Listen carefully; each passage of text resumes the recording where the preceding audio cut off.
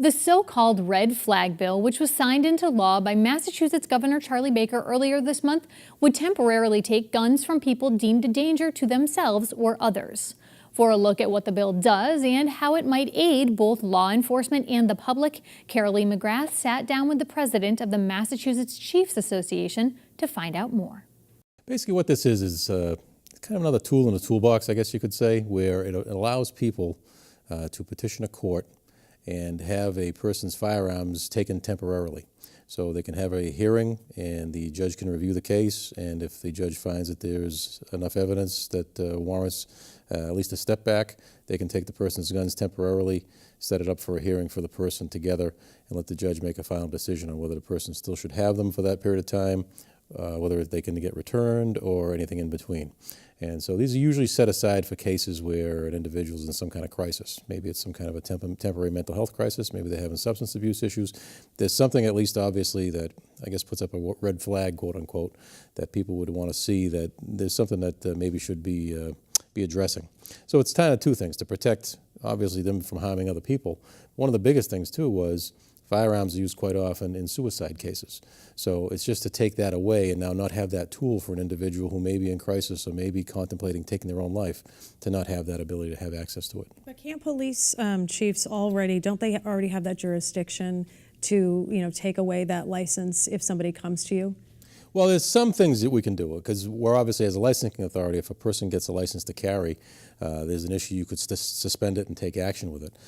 However, in cases where maybe the person is not licensed in your jurisdiction, or maybe they're now temporarily staying someplace, or they've moved in with a family member or what have you, if they're in another jurisdiction, the only way that that could happen was you'd have to actually go to the jurisdiction itself and notify them and hope that jurisdiction takes some form of action at that point.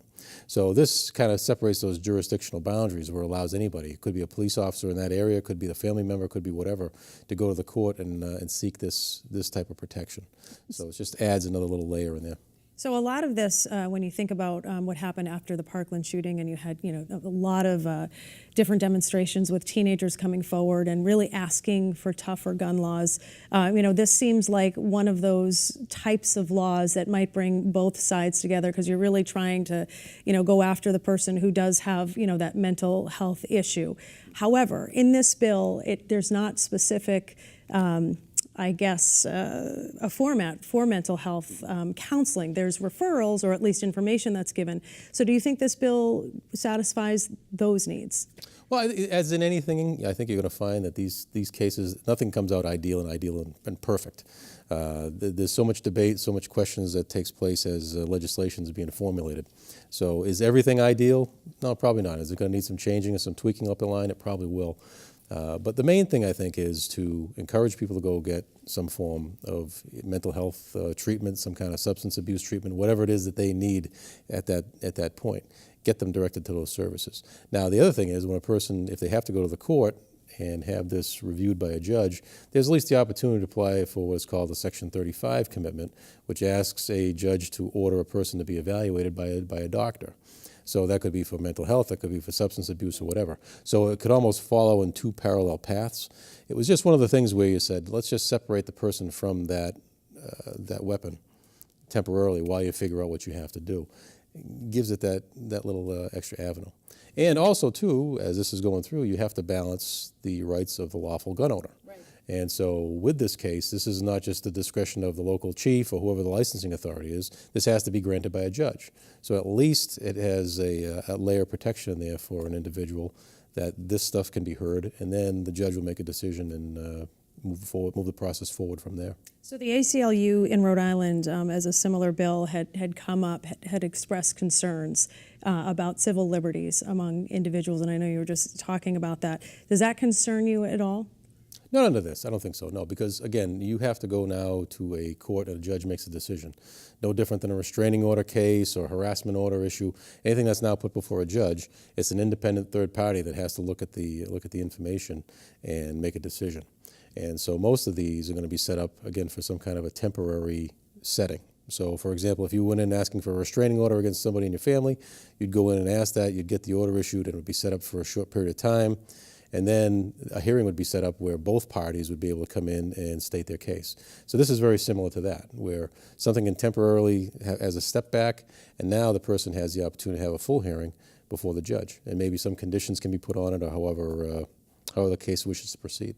When you look at what has happened with all these school shootings, because I think, when you talk about the red flag bill and similar measures, people, they want to do something. They want to change what's going on. They want to keep kids protected at school. But what are some other options? One that has been talked about a lot is putting more school resource officers in schools. And even people on both sides of the aisle, I think, are starting, to look at that. Is that realistic? Is that something that could be done? Oh, absolutely. I'm a huge supporter of school resource officer programs.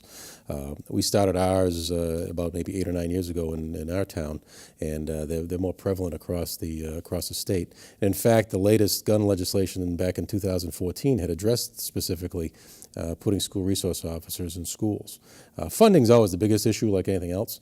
But it's also getting over a little bit of public perception. Some people look at it like, well, we're militarizing the schools and doing different things, but it actually has a total opposite effect from at least what we see. Is this individual goes in, you pick the right person, they go in and work in a school, and they become part of that school community. Again, no different than a school nurse or the gym teacher or whoever else it is in there. They're part of that community. They're not there for primary disciplinary purposes. That's still left with the school officials. But they're there almost as a deterrent, and they're there to kind of interact with the kids, learn things from them, teach them a few things. They actually become involved as teachers and everything else. So it creates, though, that environment of trust.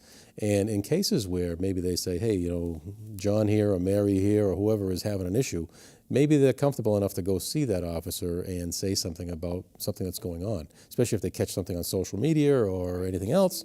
Yeah. If they have that and they have that relationship where they have that trusted individual they can go see, that now cuts off a lot of things in there. So we've seen, I think, nothing but positives that have happened out of those programs. And you see the resource officer in Maryland just this last spring. I mean, he went in and responded within 60 seconds. I mean, that could have been a much more severe incident. There was one person who was killed in addition to the shooter, but he arrived very quickly. But do you think the funding part of it, because that is one of the biggest parts of it, would ever come through?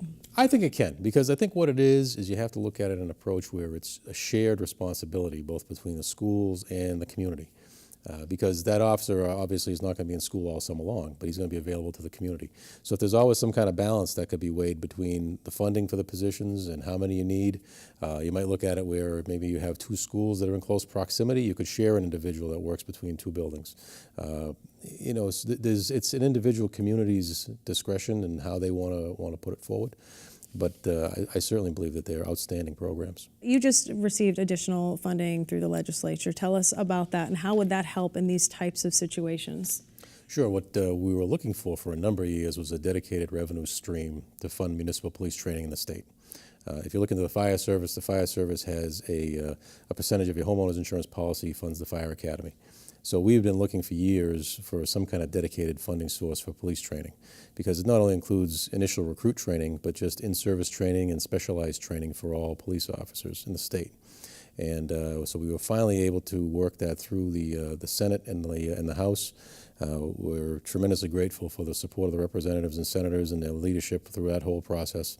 Now we were informed recently that the governor is planning on signing this, so this should become official very soon, and will go into effect next year. So what it's going to do is provide us with around up to $10 million to fund police training in the state. Like for resource officers, right? Because that's a separate sort of entity. Yes, because it's like anything else, like any other specialized training. If you want to talk about frontline supervisors, you want to talk about school resource officers, detectives, sexual assault investigators, any of those specialized programs, this is now an avenue to provide those courses as they go forward. And this is in addition to basic recruit training and to all the in-service training and all the specialized training that has to take place. We want officers to be aware of de-escalation techniques and dealing with people with mental health issues, everything else that we have out there. And that was always one of the concerns we had was the legislature had passed laws in the past, or we were even exploring other law changes to mandate police to be trained in certain things, but they weren't dedicating any funding for it. So we were really pleased to be able to have the discussion with them and get the process going.